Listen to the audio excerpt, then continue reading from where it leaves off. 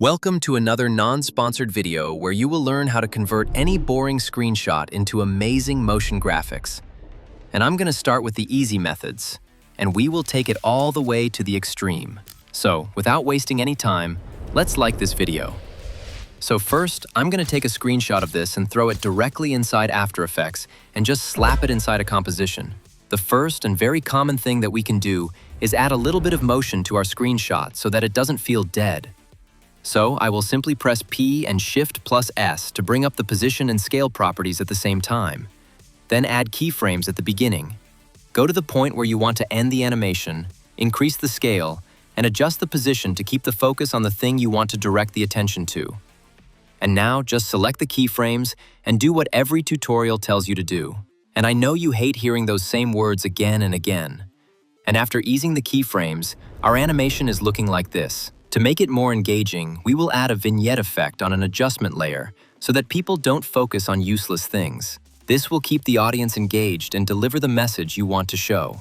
If you want to blur everything except the main thing, then just create a mask on the thing you want to show and set the mask to none. Now apply radial blur to your layer, expand the effect on the timeline, and here you will see a plus button. When you hit it, it will automatically apply the mask. And now you can set your mask to invert. To remove these hard edges, just increase the mask feather, and this will hide the hard edges.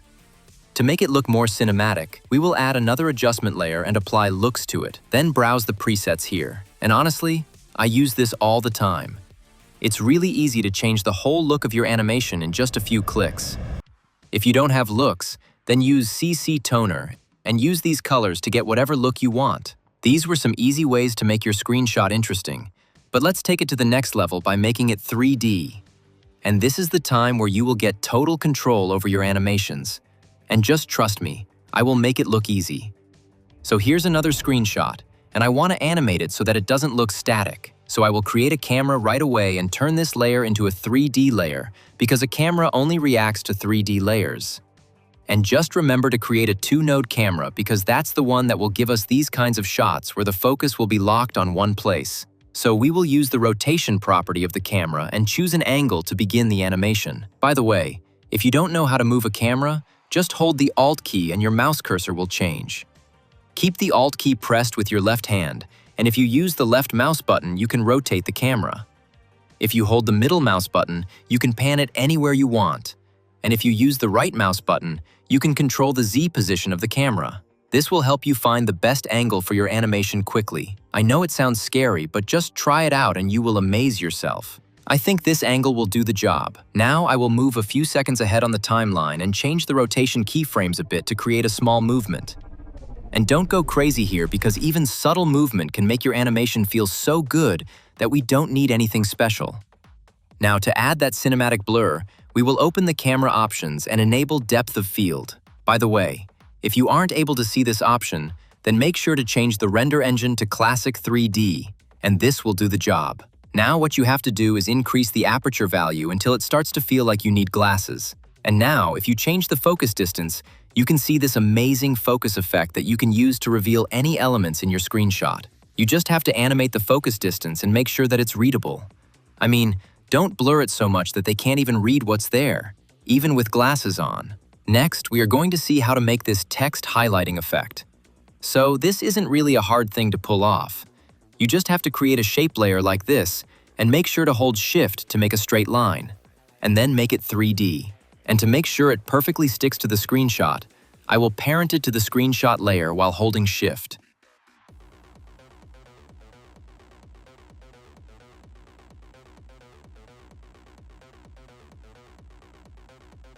Now I will add trim paths and animate its end property. Now change the blending mode to multiply, and now the text underneath the shape layer will be visible. To give it a more hand-drawn look, we will apply the roughen edges effect. Currently, it looks bizarre, so we will increase the edge sharpness to 10 and the complexity to 10 as well. And lastly, change the border value to 25, and these little details in our animation will be the one thing that separates you from the rest of the editors. Now we will use these underrated ink mats to create a revealing effect like this. So doing this is really simple. Just drag the ink mat into your project and now just track mat the screenshot layer to the ink mat. And don't panic if it doesn't work. Just switch it to Luma Matte, then invert the matte using this button. And this will start revealing the contents. You can also adjust the size of the ink mat so that it completely reveals all the contents of your screenshot. Or you can place it over the specific part that you want to show. Next, we will see how to make this page reveal effect. This suits A-roll shots best, where someone is talking about something and the thing appears like this. So, to create it, I have this video, and drop the footage into this composition. Now apply the CC page turn effect to it. And just watch for this tiny dot. And if you move this dot, it turn like the page itself. And now you just have to animate this point. So I will just add a keyframes for fold position and choose where it should start coming from. So if I move it at the top of this image, then it will appear something like this. And if I move this point to here, it will feel actually like a page turning effects. I've also created an After Effects project where you just have to place your screenshot and it will give you many animated shots with different camera angles. And you can control settings like depth of field and different kind of tiling options. So basically, it's very useful to create these camera animation quickly. This is only available for my channel members, which helps to make these kind of videos possible. Now it's time to take it to a whole new level. So first, we will try to separate as many elements as we want. Basically, the more elements you separate, the more things you can animate. And just start extracting the layers from top to bottom. This will help you apply presets without changing the order of the layers. You don't have to be perfect while creating the masks because we can get rid of these backgrounds easily. So just create a rough mask. I'm setting the mask to none so that I can see what I'm doing clearly. And you can find this script in the description. Just run the script from here and choose the script. This also has some great features that we will discuss in the future.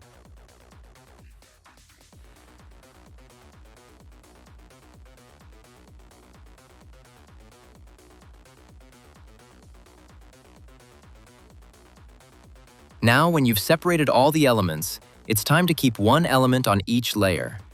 You can do it manually by duplicating the layer a bunch of times and activating one mask at a time. But there's a better way, which is paid. So this is a plugin named Mask Pro, and basically I use it to separate each mask onto a separate layer. I think it's useful for this scenario. Other than that, I don't use it at all, so I thought, why don't I create a script that can do exactly this task? So, while using all of my brain cells, I created this script that can do exactly this job for you. Also, you can pre-compose all of the masks using this checkbox. And you know what? I'm selling this to you for only 1 Bitcoin. So in the description, you will find this script. Just go there, type $0 because I know you're broke, and download this piece of cake. Now rename all of your layers. But if your room is like mine, then just leave them as they are. So at this point, there are a lot of ways to animate them. But before that, we have to set the mask mode to add on each of the layers we separated. This can take some time depending on the number of layers, but your bro is here. So use the previous script that I gave you, select all the layers, and change their mask mode to add. This will change all the mask modes to add. Let me show you some ways to animate them. So if I use this bounce preset on every mask and offset them in such a way that the top elements start to appear first, then here's something you can get easily. And this preset is available in the description, so you don't have to use any brain. And to make sure you don't drag layers like this, I have given this free script in the description. When you open it, just select the last layer and then the top layer, and this will make the script understand where to start offsetting the layers. You can type the number of frames you want to offset here, then press stagger, and this will stagger each layer by 2 frames from bottom to top. You can also ease these layers with this script, which seems impossible if we had to do it manually. So I will again select the layers and change this linear option to something else. Then select what you need, like ease in, ease out, or both. And this will stagger all the layers like this and animate your elements differently. Like for this type of offset, the layers at the beginning will come up quickly, then become slow, and at the end, they speed up, just like ease in and out curves. If you pay attention, you can see these gray cutouts near the edges, and they are overlapping with other elements. So, to solve this, I've applied Color Key on Layer and used this color picker to remove the color which we want, and increase this color tolerance until it starts to show its job. Now, I will copy this effect and paste to every rest of the elements. You can clearly see here it has removed every gray color from our screenshot. We also added a black background at the very end. I think that's insane, and nobody will know how the hell you did that. You can also use motion blur on all of the layers, or just use CC Force Motion Blur on an adjustment layer to enhance the animation. Or if you need this 12 frames per second look, then add posterized time and set the frame rate to 12. But just think about it. How many things you can do with it? In the description, I have this another script which can let you create any type of bounce immediately. For example, if I add scale keyframes on all of the layers and go to the start and set it to 0, before doing this, just make sure to add the anchor point to the center of each mask. And you can do it by holding Control key and pressing this button twice. Now, I want to add bounce to this scale property. So I will select all the layers by Ctrl+A and set this property to scale. And now I will apply the bounce. Now I will stagger the layers, and this is what we got. You can even do the same thing with rotation keyframes. Even when you switch then to 3D, let me show you one more time. First, I will reveal position keyframes. Now I will decide where should I start this, like from top to bottom or from left to right. Okay, so first I will add a keyframes at 20 frames maybe. And now I will slide them slightly at left side. Okay, and now I will select all the layers and here set the property to position and add the bounce. Now, as always, stagger them like so. And watch this. It starts to appear from left side. One more thing which you can do before staggering the layers is to add some opacity keyframes from 0 to 100, and this will give a fade-up look. After making them 3D, you can also add keyframes for Z position. And again, add bounce to position property and stagger the layers to get this animation. And while doing these type of animation, just simply add the camera and move the camera in Z space. Something like this. And go where the animation will stop, and then make a slight zoom in. And this will give an immersive experience. If you have some more time, then rotate the camera like this, and add depth of field. And this will add some depth of field to your animation, which kinda looks insane. Honestly, I love how did all of this with just in ScreenShot. Now let me show you something which can take your animation to another level. Actually, I don't know how many level this video have, but if you want to animate these texts, then first you have to patch them. And by patching, I mean creating a shape layer on top of it and change its color to as its background, so that nobody knew what was there. And once it's done, just type a new text. But if you want to animate counting numbers and like this, then I've also given a preset in description box.